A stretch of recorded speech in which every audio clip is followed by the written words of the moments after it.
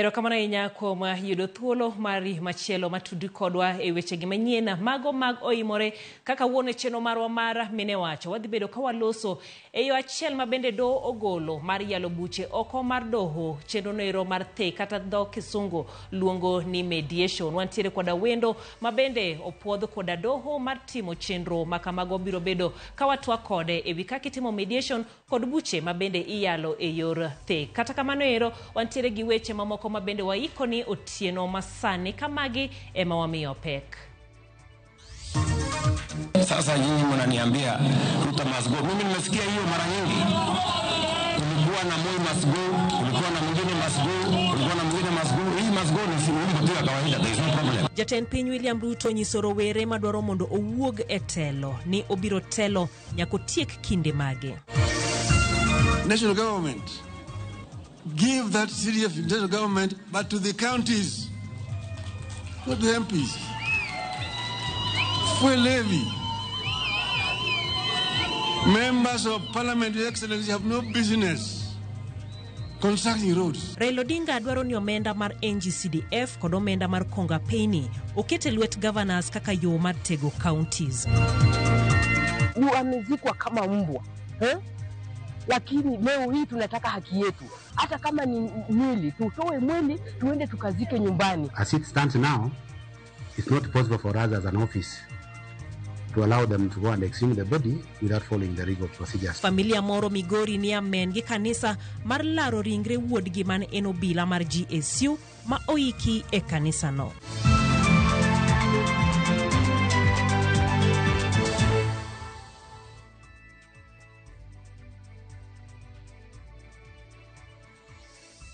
Tudi kodwa mano kokale yor ote machuok ma en ariyo adek auchiel nono kanyakla koda mbui magwa mano mar YouTube, Facebook, X kanyakla kod TikTok ka an iluonga ni Jailieta, jaloko marwa en Wilson Ochuka. Jatend piny William Ruto wuok oko kuom thuolo mokwongo kendo thiano ne rowere mosebedo ka wero wer mar Ruto must go ni onge kama obiro dhiye. Ruto paro ne rowere mag Gen Z ni kata mane jatend piny machon moseneno Daniel Moi bende ne owerne wer maket gi mano to ne wuok e apis omiyo wer makamano ok buoge kata matin. Kaka jafwamoro mar siasa Chris Owino leronwa, ogai mar ODM Raila Odinga bende entiere e nyasi makamano.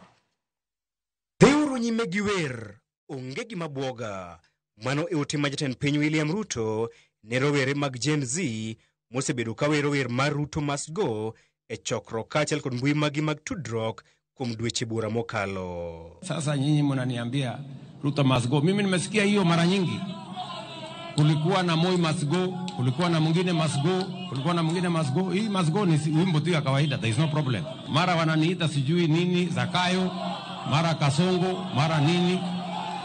I am not bothered. Kaoloso e iko mar jating ndai mar ODM Raila Odinga, George Oduor e gwenge mag Ndori e kaunti ma Siaya, Ruto owacho ni osewinjo wer maket gi mago kuom higni mathoth kendo wer makamano ok mone nindo. Jatend piny odhi nyime kod goyo debe ne chenro mare mar oganda jo Kenya duto kokalo e sirikal mar broad-based ka osingo ni onge oganda madhi dong' chien e weche mag dongruok. Oburu ameongea. Amesema anataka watu wa hapa share yao.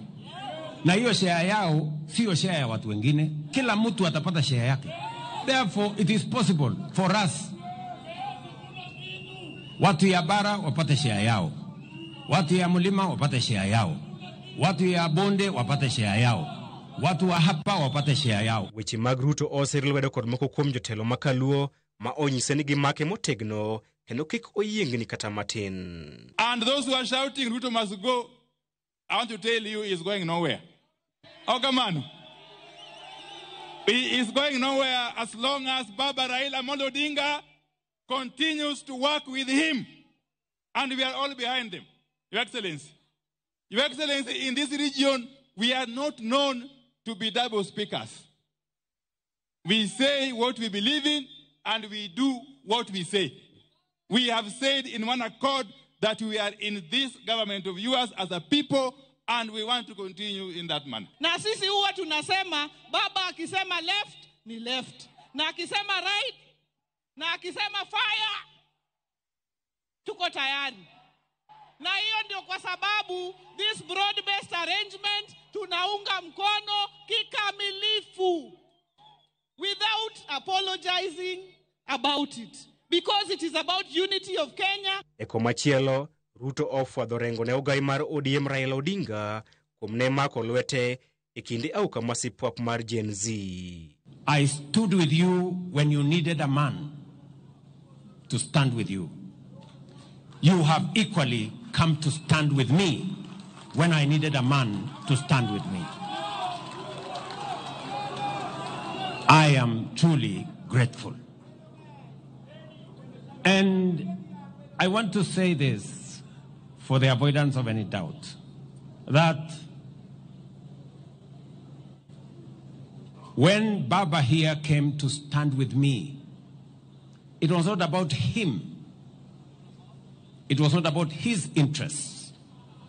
It was not about parochial or sectarian or narrow interest. It was about the greater interest of Kenya. And history is going to judge the Honorable Raila Odinga fairly. Korka kore, Raila okwayo oganda jo Kenya mondo were gi siasa mag akwede mag dhoudi kendo riwore kanyakla mar chwalo piny Kenya mbele. Dunia ni daima, lakini binadamu haishi dunia daima. Kwa hivyo Kenya ni moja peke yake. Mpaka tulinde Kenya, na vilevile tubadilishe Kenya. Na Kenya italindwa na itabadilishwa na Wakenya, si mtu mwingine. Kwa hivyo Wakenya mpaka wasimame pamoja. Yale ambayo tutaki ni ubaguzi. Gavana Masia James Orengo kata kamano obalo kod paro mar jiwo oganda luo mondo oluyo achiele weche mag siasa ka oleron jopiny thuolo mar kawo chung' mopogore. And me, I cannot be praise singing because we fought for a democratic constitution where people should talk, where people should talk, where people should talk. So I urge you, tell your leaders the truth. Tell your leaders the truth. Chris Owino, Ramogi TV. Raila Odinga wuok tung' mosuo kod jod bura wi omenda mar NGCDF kogolo kwayo mondo omenda goeko kod omenda mag konga payni kata RMFF okete lwet governors kaka yo matego counties. Raila osingo mar bago campaign mar tipo mar mayo jod bura omenda mag NGCDF e yiero mabiro poni ogiyie miyo governors omenda makamago. But we equally plead with you, Your Excellency, and the Right Honorable Prime Minister, that there's this other thing called CDF, NGCDF. Hii pia msitunyang'anye jameni. Hata ukiangalia hii shule, it is shining courtesy of CDF. I agree that members of parliament have no business involving themselves in the details of CDF, including construction. Lakini at the end of the day, CDF tokonyo, kozo konyo. Uye no okonyo kozo kokonyo.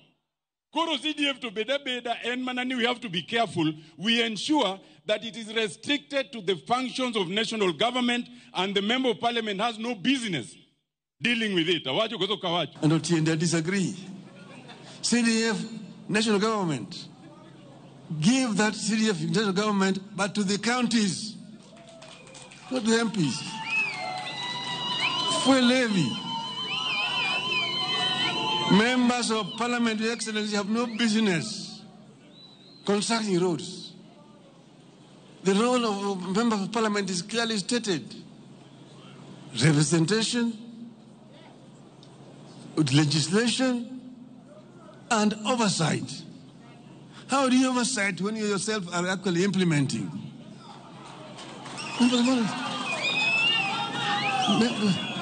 Those funds should go to the counties. And if the governors mess up with those things, then we'll deal with the governors themselves. But they don't tie the hands of governors.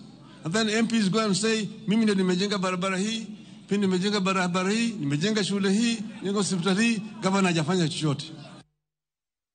En wachno ma bende pod biro medo nyuolo paro ma opogore kendo kaka giwuok wabomedo ka wakeloni.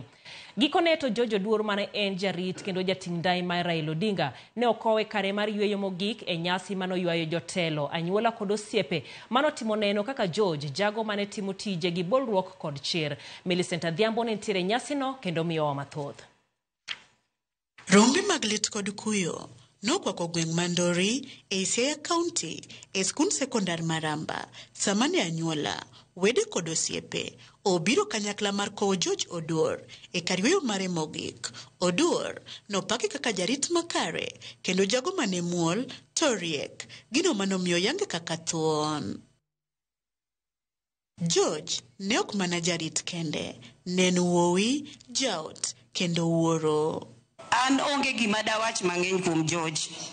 If I just started to tell the story of George, you will not leave this place. I want George to go in peace. Wawuok kode oko, wachope veranda to muche orumo to duogo e ot. To ng'isa ni wuoda dhi ot, abiro gochonu kaka dhi. Chieng'no beno chiemo maber. Kinyne to mama nogona sim ni koro ok nyalre, baba ni ICU. Oganda duto ne timo neno kapoko kaka George ne en jarit makare kendo jal mane ohero familia mare kendo siro mar joge. George really struggled the last 3 weeks. He opened his eyes for the first time in 4 days of ICU when he came with Maurice and Opondo. And that really encouraged him. In fact, the last word I think he uttered was Erokamano to Jacom. A bit of things may not be the same again with this exit. We will try to fill the gap, but a few things will take time. Gichuny mopong' gi lit kod kuyo, ogai mar ODM Raila Odinga gi familia mare bende ne otimo neno. You think he's a fool when he's next to you, but he's thinking very deeply. So when he come and tell you, this place is not safe, let's get out. You must get out very quickly. So it is very painful indeed. George nemiyo wabet maonge wich kuot. As family, omiangeni wawinjo lit. The gap ma George oweyo, I don't know who will feel.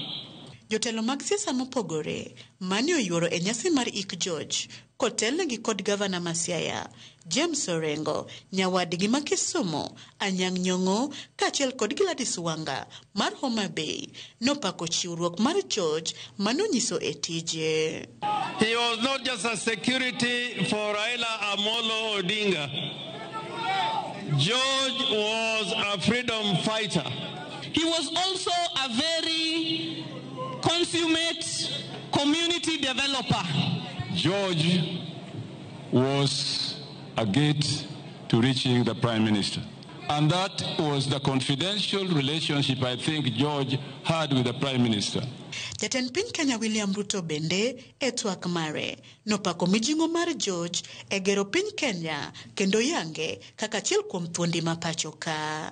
On behalf of many Kenyans, we have come here to celebrate a man, a competent police officer, a confidant with great integrity, and a loyal patriot as a security officer of the Republic of Kenya.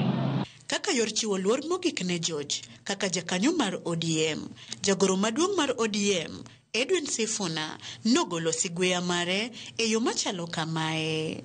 Nataka mpe huyu ndugu yetu 3 salute. Nikisema ODM unasema tuko tayari, ndio George ajue amezingirwa na marafiki wake. ODM, ODM, ODM. Sigand George biro dong' karapar e chuny oganda mathoth mane omiyo arita kaachiel gi jogo mane ong'iyo godo kendo mane giherorego. Millicent Adhiambo, Ramogi TV, Ramba Endo. Man Nyasaye ket chunye kama okwe ka owuok e gwenge mag Ndori wadhi nyaka Taita Taveta kuma migawo mar arita koro wacho ni buche mag lwenje ma kit chwech medore e pacho ka. Kolose limbe mare mogik kawuono e gwenge makadho wadh Nam Chumbi e weche mag arita motisi ni jukwaa la usalama security baraza Jatend migao mar arita Kipchumba Murkomen wacho ni lwenje gi oting'o koda kabembo kod keny momondo. To kaka Simfros Okinda lero, migao no koro omiting mar kedo koda nok mar arita e gwengego koting'o monj mitimo kod riwruoge njore mag rowere, ywaruok ewi lope, jopuonjre masik jwang'o skul e kind mamoko. Timbe kachiel kod kido mar dhoudi mantiere kaunti ma Taita Taveta itudo kod medruok mag lwenje mag kitchwech. Lwenje gi oting'o koda kabembo nyaka keny momondo kama gino twakie e kinde romo ewi arita mano yore kod komishona ma gwenge ma kadho wadh Nam Chumbi kachiel koda county commissioner ma Taita Taveta.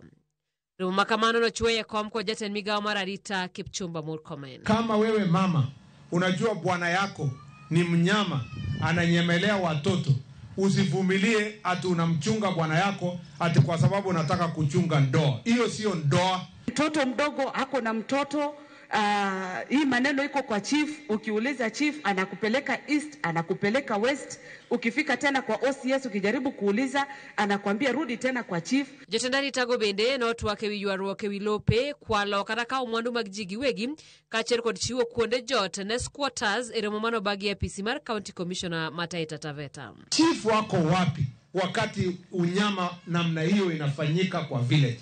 Assistant chief ako wapi? Tunataka tuhakikishe tumetoa, we are root out these criminals from our midst. Kalimbe mare wiweche magarita kadho wadh Nam Chumbi ochope gike mare kawuono. Chier mag grube njore mag rowere, yedhe mamero ji, ywaruok ewi lope, ywaruok ewi kiewo kod kwan mamalo mag jopuonjre ma jwang'o skul gin moko kuom gigo manolosi. Ingewezekana tungepata ball at least nyumba ikaweza kufanikiwa. Murkomen neni lime mar jumachiel kadho wadh Nam Chumbi kama no wuothe counties duto kamoting'o Mombasa, Kilifi, Kwale, Lamu, Tana River kachiel kod Taita Taveta. Simfros Okinda, Ramogi TV. Rakruok mapek no bede kind moko kuom jodak Marongo, jokedo ne ratich oganda gi familia mar obila ma GSU miwacho ni noike kanisa mar Melkio St. Joseph Mission of Messiah.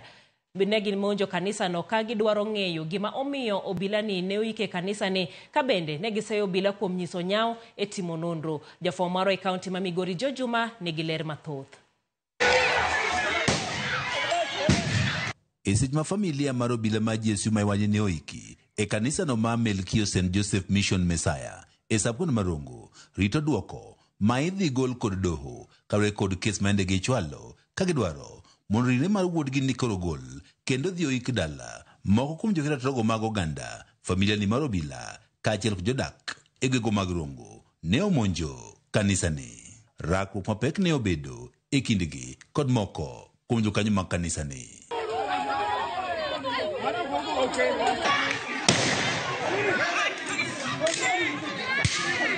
Ne ochuno mondo ne luongo obila mondo ne okel kwe e kind kweth ariyogi.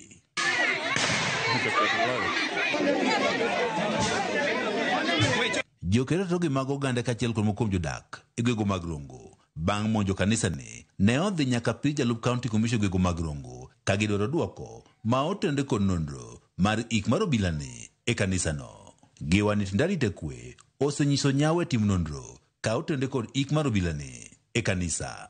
Amezikwa kama mbwa lakini leo hii tunataka haki yetu. Hata kama ni mwili, tutoe mwili tuende tukazike nyumbani. Kama Wajaluo tuko na vimila vyetu vile tunafanyanga. Juu ako na mtoto, ako na bibi, na tunataka hao wote familia yake na tujiunge pamoja tuwe kama familia. Tuko na huzuni jameni. Familia marapisa ni marubila ma GSU mawani oike kanisa ni ka otele kod Lilian Adhiambo dwaro mondo koro chendo mag tim nonro ka otenre kod ik marubila ni.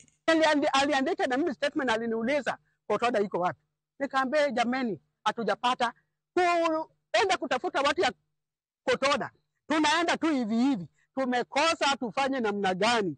Sisi tunataka kijana ya ndugu yetu na mtoto na mwanamuke tuende nyumbani tukasike maiti yetu, tufanye kimila yetu ya Kijaluo. Kamishona ma Sab-County Marongo George Matundura ne wane pod girito chik ma idhi wuok e doho mabende koro nyalo miyo familia ni thuolo mar dhi nyime kod golo ringre ni e kanisa no kendo dhi iki kama gidwaro.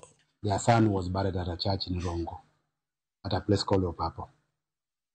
We have discussed with them and given them the best way forward to follow in getting an order which can allow us also to give them security to exhume the body. As it stands now, it's not possible for us as an office to allow them to go and exhume the body without following the legal procedure. So we have talked to them as a team, and they have agreed to follow those legal procedures to get an exhumation order. And once they get the order, it will be easier for us now to support them to exhume the body. Matundra bende owacho ni bende gidhi nyime kod nonro ne ruoth mane ochiwo permit mane otigo e iko bilani e kanisa kanyoero. I'm aware of information. My chief has written a report to me, which I cannot discuss, I cannot disclose at the moment, on the circumstances under which he gave that burial permit. And as an office, once we look at that report, we'll take action if the chief made a mistake. Report manogolo kod obila yango ni obilani mane tuo ne itero e kanisa ne mondo kodhi olamne. Kata kamano, ne owito ngimane yo e tarik 27 dwe mar adek mar higani. Kabende, ne odhi kod ringre nyaka e kanisa no. Kakanyo, ema min ne oyudo permit mar ike. Kabe tarik 28 mar dwe mar adek mar higani ne oike kanisa no. George Juma, Ramogi TV, Migori. Kawoke lipod no ero mawuok e gwenge mag Rongo ema bende terowa e yuyo mokwongo e chenro ni mano mar Oimorero kamana inya Paul Ogango mar Game Uriri wachendo Ramogi ler kendo chopo e yono ero makare weche manyien chopo no makare kabisa mendi Janes mar Kambogo kabende awinji e yono ero makare kendo Ramogi TV neno e yono ero mademba mano ato wuod Kodumba Kanyamwa Daddy Ward Samson kawuok Game Bar Kalari wachoni bende iluwo weche manyien ka Teregimin Odije Sinta Auma iworo kaka jokanisa laro maiti gi anyuola margi machielen Otis Ondenyo kantiere chamgi wadu wacho ni timna mos ne okoth jadonas ka intiero tanda mar tuo Nyasaye mondo otelne ote machielo mabende aneno kende madonjo ne wacho ni live from Migori wayudo weche manyien spoiler Joshua Spoiler Ward Siaya ibende wacho ni iwinjo Ramogi e yono ero maber kabisa to iworo weche mag siasa mabende dhi nyime gi e pacho kendi wadhi mana e yweyo to kawaduogo obedo koda twak marwa mara mine wacho kaka wuono waloso e weche mag the kata mediation kentiere koda penjo mora mora e wi kaka iyalo buche makamago tinyalo cholo nagi e yor ote machuok ma en 2-3-600 onere bankinde machuok.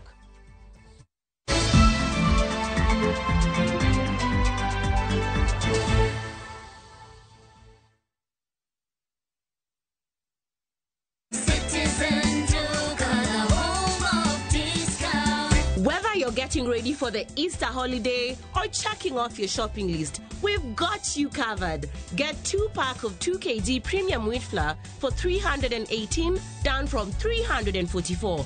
2-pack of 2 kg Pishori aromatic rice for 1,018, down from 1,210. 3 liters of cooking oil at 799, down from 1,060. 2-pack of 2 kg sugar, 578, and salt at just 35 shillings.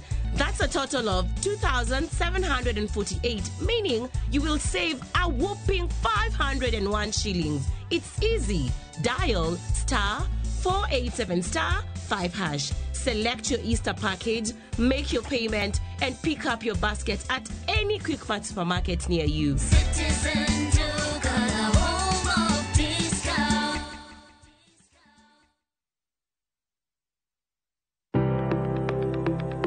En gima konyo e ngima mapile, to ken gima ng'ato dwaro e ngimane. Bedo gi ngima maber miyo ng'ato dak e ngima maber. Kapok achopo kama dhi osiptal mamiya yath, ang'o manyalo timo. Riwri gi Ruth Otieno e penj laktar ka wakelo ni paro mag jolony, paro mag reso ngima ji kod sigendni majiwo ji. Sickle cell en tuo mawuok kuom jonyuol. Koro ka ji pok okendre, ji onego gidhi e pim mondo ging'e ka gin gi jin mar sickle cell. Kochakore gi lony manyien mag thieth nyaka e yore mag thieth makonyo. Wan gi gik moko duto madwarore. Ka iwinjo kaka iwuotho to kawira maki wi bari seche te idhi adhi osiptal wacho ni an adwani mondo kawuono pima remo. Penj laktar wuok tich nyaka tich abich saa 12 odhiambo mana e Ramogi TV.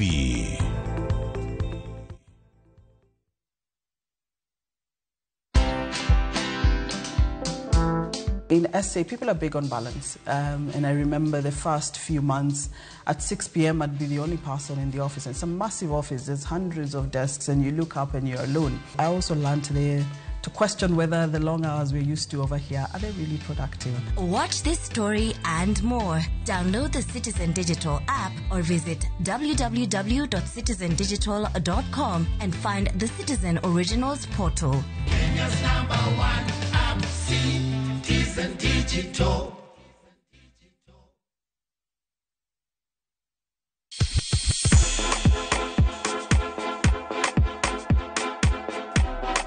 Be isei korine miel. To bendi sei korine tumbe mamit manyien manyasani. Wakelo ni mixes malit kabisa kod miel manyasani.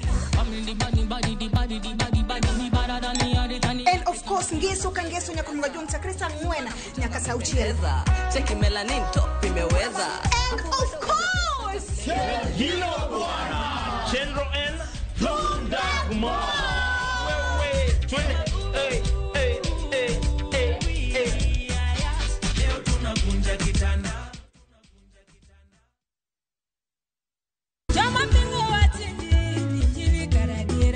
Kar chakruok, wach ne nitie.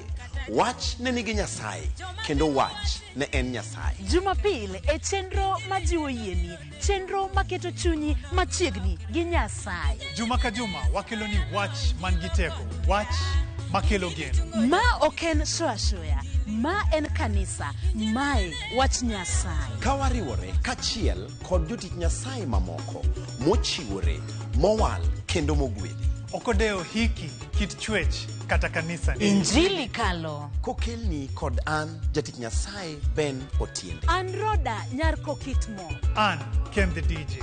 Wan kai nikech injili mitnwa. Wan ka nikech herane mosiko. Wan ka nikech in. Injili kalo. Manera Mugi TV.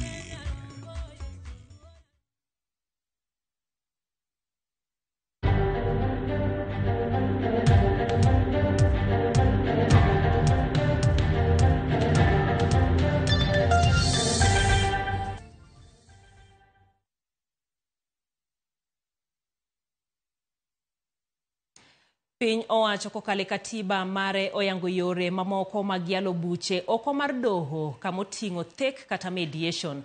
Thothne thek emitiyogo ahinya ka ikelo joma gwandore kanyakla ka gitwa kod ng'at mar adek ma en jathek mondo okonygi e chope winjruok. E studio kawuono e chenro ni mara mine wacho wantiere kwa Roslyn Achieng' Onyango ma en jathek kendo jahocho kolero no matut kaka inyalo yala buche kokalo e weche gweko mag thek mago duto e chenro ni endi mano mara mine wacho. Oyimore ahinya jaya. Erokamano ahinya mar riwru kod odhiambo ma kawuono.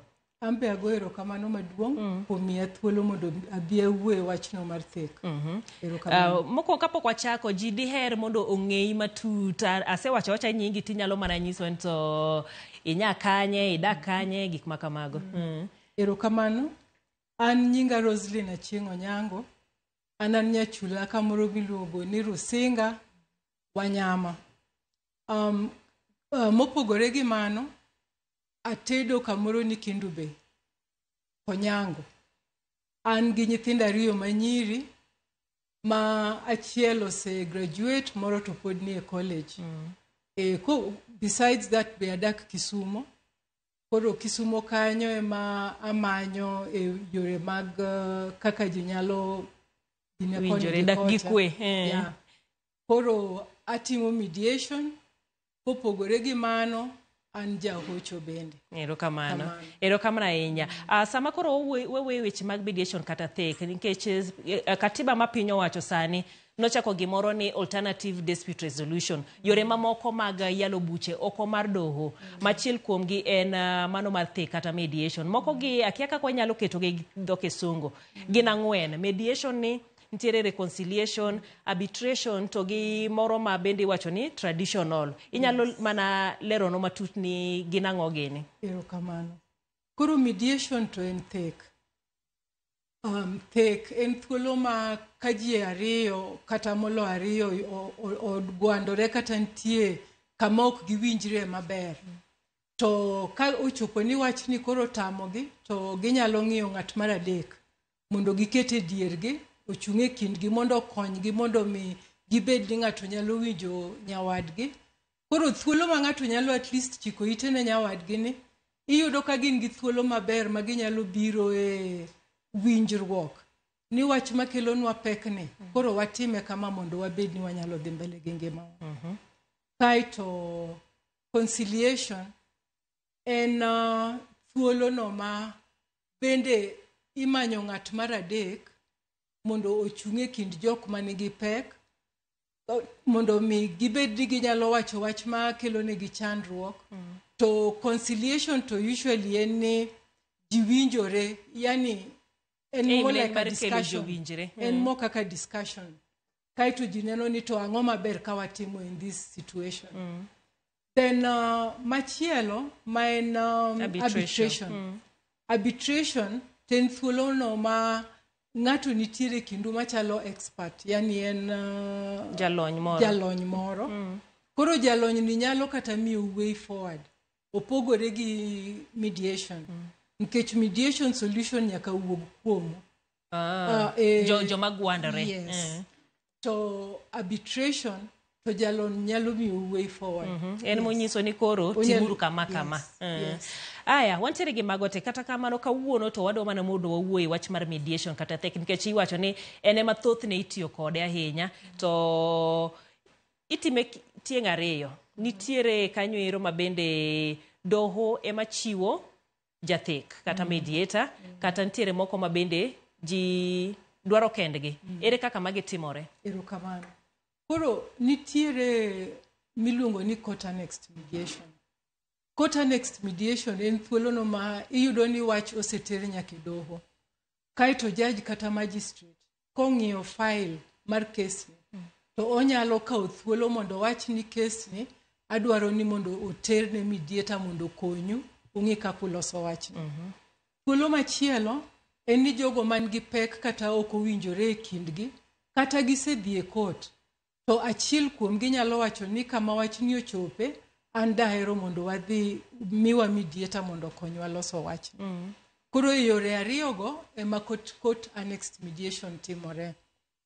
Then nitie private mediation. Private mediation en thuolo ma koro an jathek. Koro in jael inyalo bedo ni nitie kamoro ma winjruok ok bere kindi gi ng'ato kata jok moko to i decide kendi nikech ing'eyo wach mediation. Inyalo wacho ni wach ni aneno kaber mondo mi wamany jathek mondo bio okonywa winjo wach ni mondo okonywa wayale watieke. Wayale watieke. Sama koro wang'iyo magi gin buche te ma inyal yal kokalo e weche mag thek koso nitiere mana specific ones mamoko ma inyal yal kokalo e thek? Erokamano. Adiera te ni ng'eny buche inyalo yal e thek. Koro en mana nitie specific ones machalo kaka murder cases kata rape or defilement. Makamago ahinya ok nyal yal e thek. Gin nyaka gidhi adhi e doho. O mago nyaka kale doho mag nek to gi weche mag ketho ratiro defilement. Okay. Mago nyaka dhi e doho. To modong' tinyalo tima e thek e mediation. Nikech nitiere kinde moko ma bende ji ne ywak ji penjore to kind mae to gi niluongo gi kangaroo court. Ere pogruok sama koro wacho ni weche gi koro wayala oko. Oko chal ni en kangaroo. Ok en kangaroo. Gimomiyo wacho ni ok en kangaroo en one guided bende gi yani gigo ma wang'ado e mediation bedo ga recognized by the court. Tiende ni thuolo ma wabedo piny gi jogo manigi pek e kindgi. Magi winjore kaka gidwaro mondo gilos wach ma chando gi noendo. To nitie settlement agreement. Koro this settlement agreement kagise wase draft magi sign to watero maendi e court to bedo adopted kaka chik. Yes. Mano ka jor kuse yalo mutieko koro ji ariyo gi giketo kokgi. Nyaka giket kokgi. Kapok giketo kokgi to ok en winjruok. Yes. Process ni kawo kinde machalo nade? Erokamano.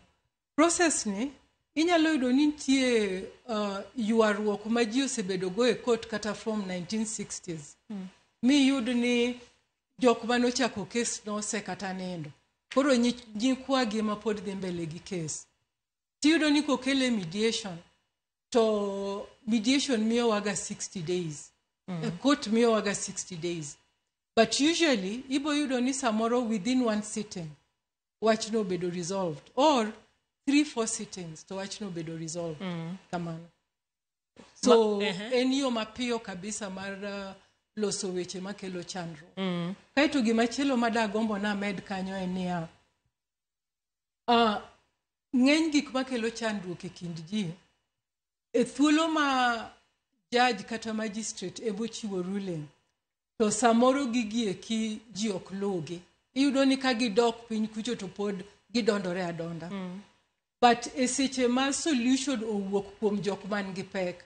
Tiyudo ka solution iweyogi ka gimor kendo en gima giluwo ka chunygi nitiere. Omiyo wacho ni take is the way to go. En yo ma onego waluw. Makoro ka ng'ato dibed ni entiere gi shida gi nyawadgi kar mondo ringo dhi e court to winjo bed ni omanyo mar tekni. Koro ng'ato bo penjo ni to ere achako nade? Antiere gi shida. Irose wacho ni koro okadwa na dhi e court. Abo biro kapo ni in magwandora kodi. Tabo biro iri Roslyn. Ang'e ni weche wantiere achiel ariyo adek kamendie. Wabed piny wawuo. Koso ere kaka koro ng'ato timo? Koro wach mar mediation kochopo ni koro idwaro ng'ato e kindi. Achiel, inyalo kate gweng' ka nitie jok moko ma seche moko inyalo chako godo. Ung'iso ni an gi chandruok ma kama e kindwa gi ng'ane, bi mondo iwinja ne wachni ikonywa. Then kiweyo mano to inyalo dhi e court. Court nyalo mi mediator. Mopogore gi mano to nitie ji moseyawo businesses mag mediation. We also have CBOs, bodies mang'eny nitie sani makonyo weche mag mediation. For example, Kisumu kacha ka wadhiye, to wantie gi Kisumu Mediation Center CBO, ma jatende en Samson Ouma. To Samson Ouma ni endi, that Kisumu Mediation Center ni en like an umbrella body. Manitie joma mediators mang'eny matiyo kodgi, to gimbe gin gi businesses gi mag mediation. Kaka ananyalo wacho ni an gi mediation business mara miluongo ni Great Lakes Mediation and Counseling Services. Ma wachiwe mediation services. Ng'ata nyalo bedo mediator, nyalo bedo jathek. Yes, ng'ata nyalo bedo jathek, lakini chuno ni nyaka otim lony mar mediation. Nyako tiegre. Mano kawo kinde marom nade to? Okay. For starters, chako nitiere seche pragwen, nitie training makao around Dala Beach. Mondi bed ni nyalo timo mediation. To koro kia that training mar Dala Beach no endo, to nyaka ibed mentored gi ng'at ma osetimo mediation. Nyaka ibed mentored. Koro kisetimo mentorship ni, eka koro kidwaro ni mondi bed ni nyalo bedo jathek e doho, to ber ka idhi e doho gi ng'at ma mentorini, mondi ne procedure mar timo mediation e doho. Kaito itimo interview bende gi jotelo mag court ma Kenya. Koro ka gideno ka iromo inyalo bedo mediator, then gimi namba moro miluongo ni mark number. Koro mark number no kosemi tinyalo bedo jathek e court. Bende inyalo bedo ni kisetiegori tiwacho ni an adwa mana timo private mediation. Koro kineno ni dwa timo private mediation, be you advertise yourself, titima private mediation. Erokamano ahinya. Kapo ni ji ariyo ma ne okete mondo owinjre e yor thek. Bang'e ng'ato wacho ni okapaka bura ni nodhi kaka dwaro. Onyalo appeal, onyalo dok kendo koro wach ni ng'eto cha nokamor godo. Erokamano ahinya Jan. Koro mano e kama pogruok maduong' bede kind mediation gi buche ma iyalo matieke court. Nikech sama itimo mediation, thuolo bedo ni jok man gi pek e kindgi gi mondo wuo mone gima ber kodgi. tiende ni gine magi decide mane momiyo kondik settlement chande kata winjruok cha mokete sei samondike to jok manen gi chandruok e kindgi gi chuno ni nyaka giket kokgi e winjruogno. Koro samise kawo koki mikete winjruok ichaki wacho kendo ni okober ahinya to ine mane decide. So decisions mobedo made a mediation okbed appealed. They're unappealable. Yeah. Erokamano ahinya Roslyn. Bende koro watieko mana mapiyo piyo wach ni mogik to gi kaka ng'ato nyalo yudi. Wach na mogik en ni gidene thuolo mar dhi e court kata litigation en gino manokel gi joasungu. Omiyo ok the best way for one joratenge mondo wa resolve our disputes. Koro gine mediation iluongo actually the African Dispute Resolution nikech ndalo machon mane kaka ne wa resolve our issues. So kain gi pek kikiring idhi manyo wadwitere court many mediator kata jathek mondo obede dieru okonyu yudo yo. Nikech e Kenya ka oseyud ni out of cases ma itero e court 96.1% bedo successful. Erokamano ahinya mano kanyero Roslyn Onyango mabende en jathek en mediator mabende oyang koda doho kamano bende ibitimo tiji owuona mar timo mediation kaka yono ero mapiyo piyo mag yalo buche oko mar doho en mabende ne watoko kode kawuono e chenro ni mar mine wacho.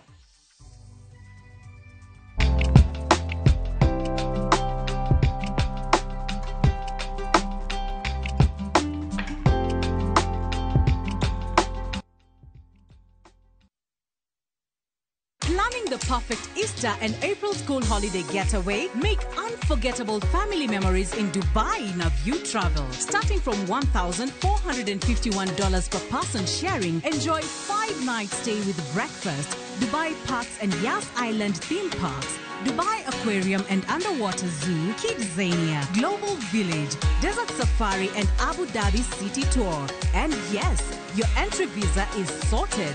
Book now and lipa pole pole. Visit viewtravel.com or call and WhatsApp 0703 254 254. View Travel. Dream, explore, discover.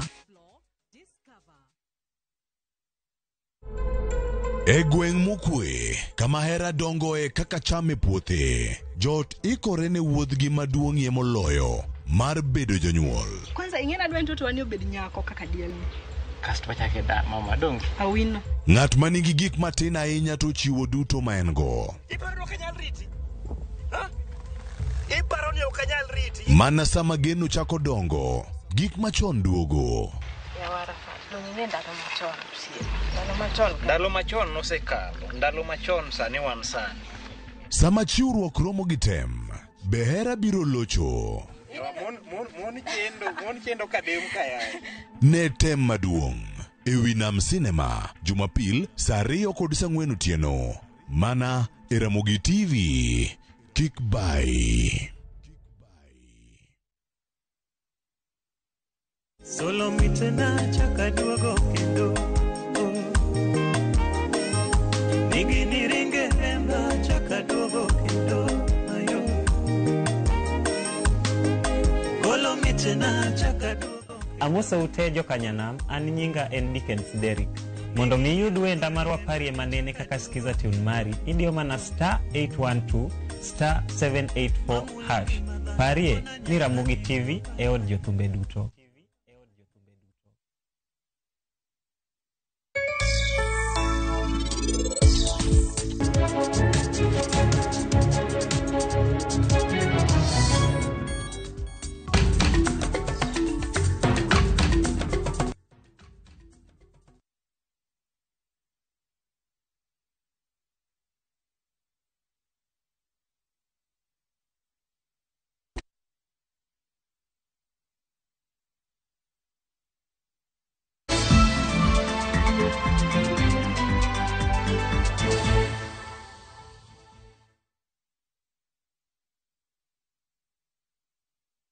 Machiegni kendo e kinde ma piny mangima hingo dwe mar ng'ol mar obwongo mong'ere kaka autism, jonyuol mag nyithindo mantiere gi ng'ol ma kamano osebedo ka kale achiedhnade mathoth mar rito nyithindo ma kamago. Sharon Ong'ao nolimo miyo ma bende nokawo nyathi e kar rito nyithindo kokia ni nyathino nigi ng'ol mopogore opogore. Kata kamano chunye ok jok gi rito nyathineno.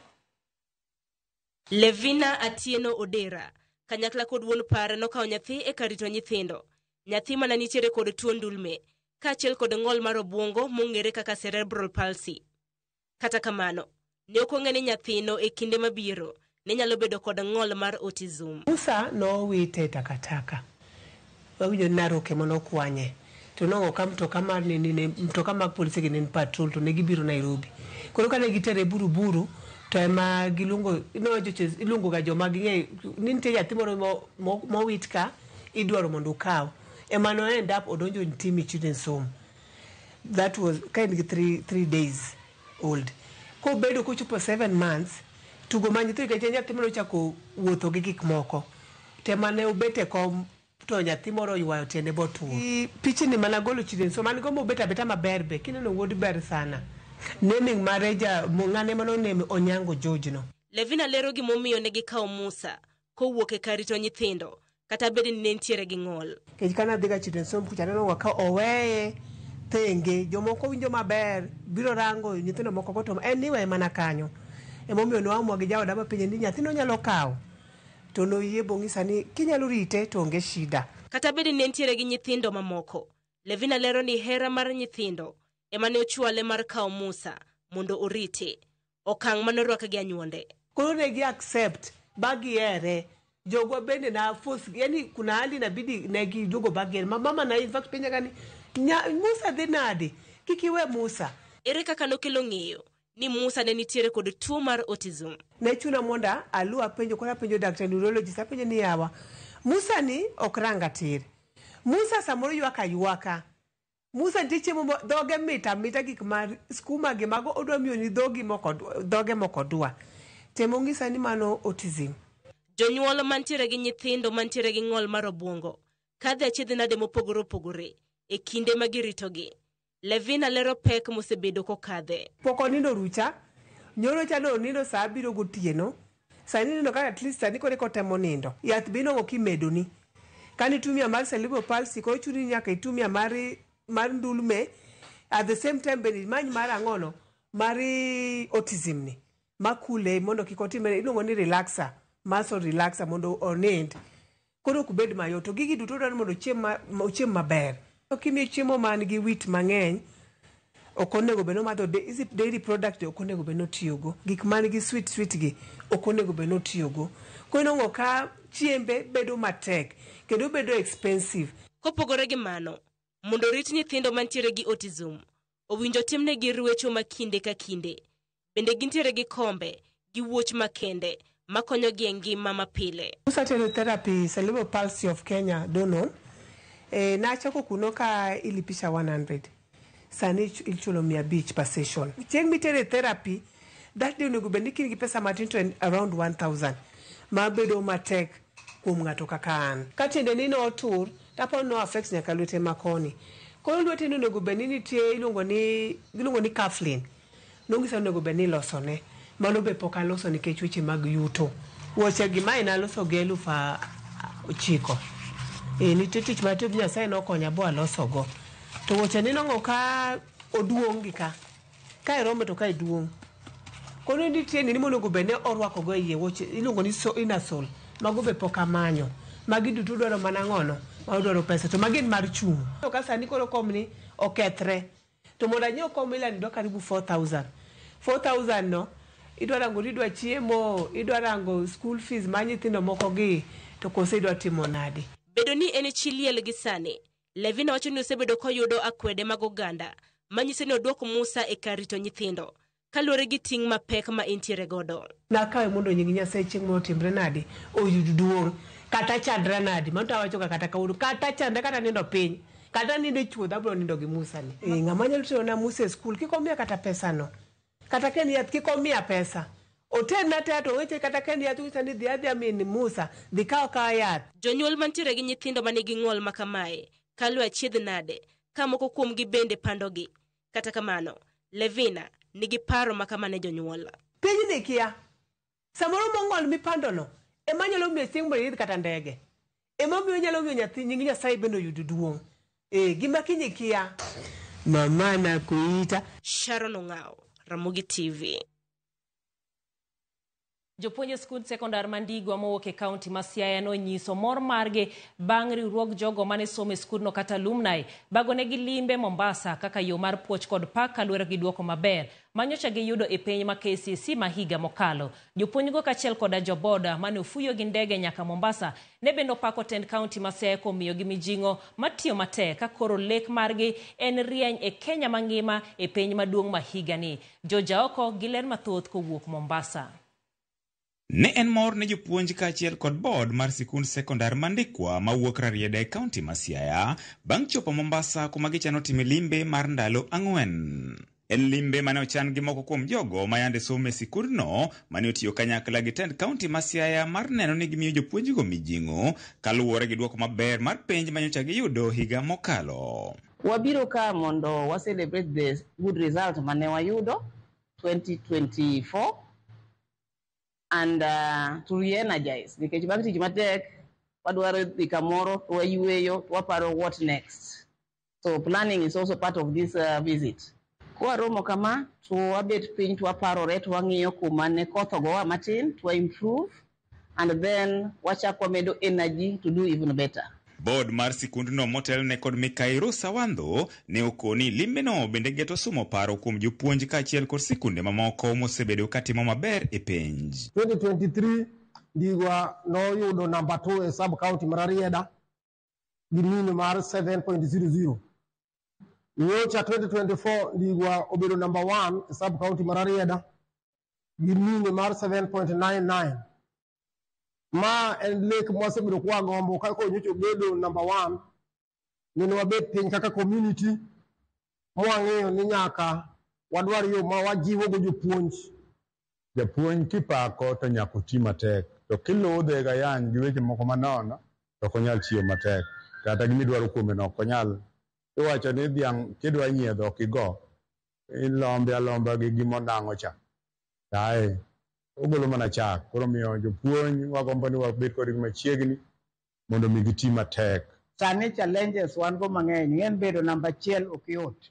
Joma gwerowa, joma gwarowa, joma gombo mondo ogowa mondo walwar piny ng'eny.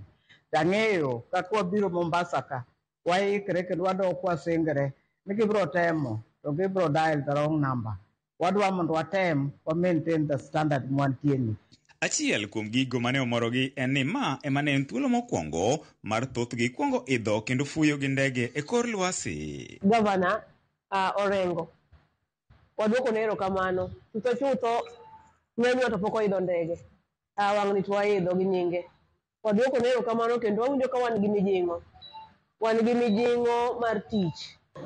For the first time Ndiko secondary school staff obiro ka gi ndege kendo dok gi ndege courtesy of our governor. Kan gadiera ni bang' wuok ka jopuonj dhi mako class kane gimago lwetgi 2 gidhi mako lwetgi 4 ngete tich dhi tire kabisa. So as teachers what do assure the community that will work extra hard after these good trips. Moko kuom kuonde magitime limbe gin dho wedhi Mombasa, oinga mar Fort Jesus, Kenya Ferry kaachiel kod tunge liech e kind kuonde mamoko malombo welo. Moko mosedhi floating restaurant, beaches malaw kan ka ji osedhi pirates, some of us planning what do maximize. Kata jomoko nyalo wacho ni they can go outside the wing, gitigi their whatever they can get, magirit kata Fort Jesus. Wadhi dikalo gi ferry malikoni cha winjo no duong' moingo ma Lwanda Kotieno. Modwa dhi neno kabisa. Moro be winjo nitie Dubai, moro be Malindi koni. Yung Dubai ma Kenya. Mano be wadhi ng'iyo. Kitambo waduog dala wuok tich. Mombasa wang'e yote. George Aoko, Ramogi TV, Mombasa.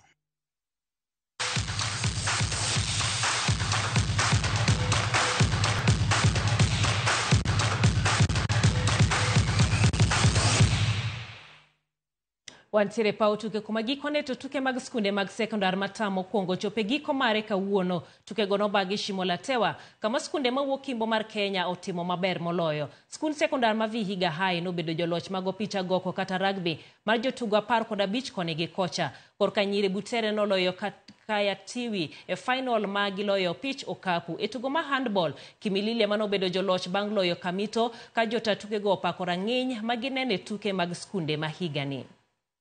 Nice.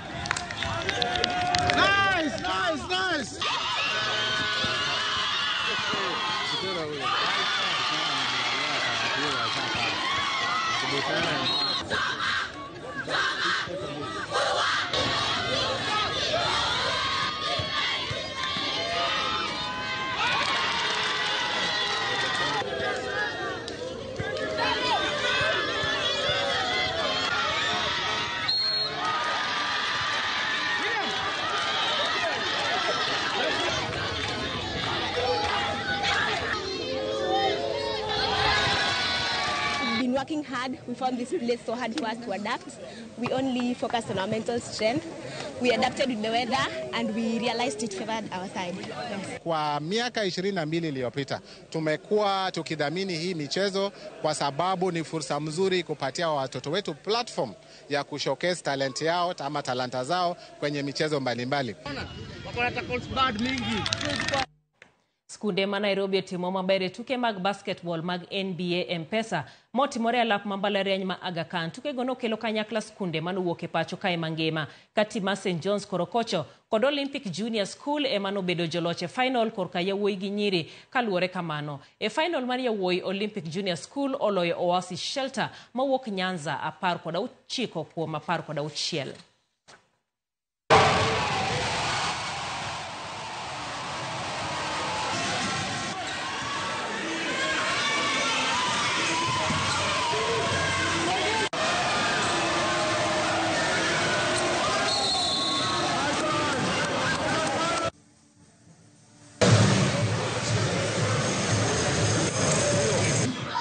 The feeling is great. I lack words to explain how you feel, but of course we put in the work. It has taken sweat, hours. We've burned oil for this. We've been waiting for this moment, and yeah, we did it. We are the champions. Of course, the stakes were high. The future is to use this victory to inspire everyone who plays basketball in Kibra, coming from humble beginnings, to believe that they can actually do it. It's not for only the few, but just for those who work hard and persevere through all the challenges. We want to show them that it's possible, even from humble beginnings. It's not only for those who can afford nice shoes or basketballs. Team mar Gor Mahia noloyo Bandari FC gonde 2-0 e tugo mar laro simbo mar FKF Cup. Tugo manogo Mombasa. Benson Omala manoduogo e Gor man ndalo 2 mokalo emanoloyo ne Gor gol mokwongo e dakika mar 90 kopira dhi rumo, kaito Alpha Onyango omedo gol mar 2 e dakika mar 92. Gor Mahia koro dhi rado gi Kariobangi Sharks e rang'iny mar quarter final mar okombe no.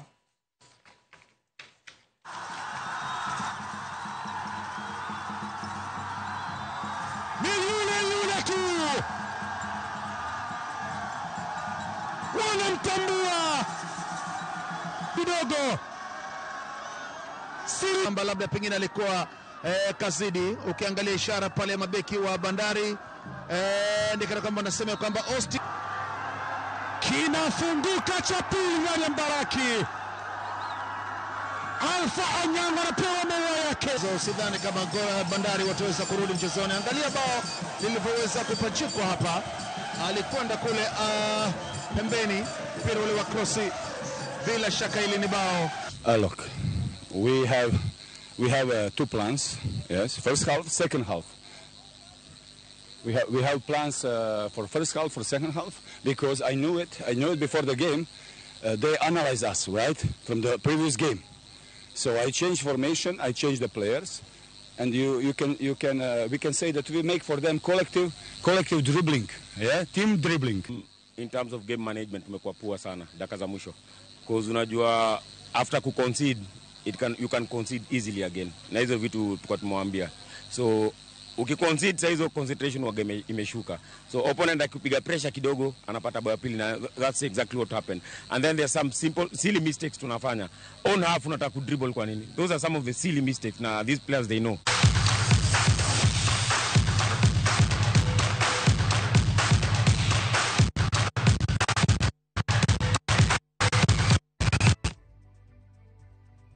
Atieko koda moko kuom ote magi mabende odonjonwa sani. Judith Awino min Jambe ka Nakuru wacho ni Nyasaye mondo okony Kenya. Kevin from Aluori wacho ni winjo maber, makmana ni iwacho ni duol ni mbele paro ni en gino ma bende iloso. Masi Dimore ka wuok Kunya ote kamano nango body okonego ike church en kuma ileme. Wacho ni jogo omiweg body margi. Kama chiele en mari Woda Lego sekta mar boda mauka bondo erokamana hinya kuom ote ni mabendo donjoka. Michael ka seme magwar ibet moska ineno chendu magramogi iwacho ni erokamano. Ken Rington Wood Simbi Kogembo Jakom Raila Odinga iwacho ni owe pesa mar NGCDF lwet wa bunge. Governors bende iwacho ni nigi allocations magigete ema pod ogitime maber. Mano ote no ero mar Ken Rington. Ka ibendi wacho ni amor gi chendu makawuono mano Eshian ka wuok Nakuru imoso min Sheba Lavenda kanyakla kod Ashley Sophie bende iwacho ni mondo okao ote mari. Gikanyo bende emwaloro godo cheno ni endi mar Oimorero kamano maduong' mar bedo koda nyaka giko eseche machalo koda mendie. Iluonga ni Jalieta, jaloko marwa en Wilson Ochuka. Ibedo gotieno maber.